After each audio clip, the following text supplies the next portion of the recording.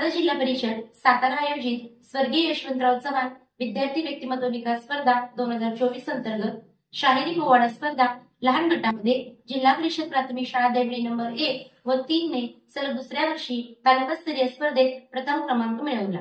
त्यांच्या या यशाबद्दल गट विकास अधिकारी प्रदीप शेंडगे, गट शिक्षण अधिकारी लक्ष्मण पिसे, विस्तार अधिकारी रमेश गमरे, केंद्र प्रमुख वर्षा गायकवाड, मुख्याध्यापिका सुनीता यादव, महादेव महानवर, शिक्षिका केशर माने, मनीषा बोराटे, रश्मी फासे, रेखा जगदाळे, मीनाक्षी दळवी, दराडे मॅडम, नम्रता चव्हाण, माया तंतरपळे, शाळा व्यवस्थापन समिती अध्यक्ष व सदस्य, पालक, ग्रामस्थ यांनी कौतुक केले।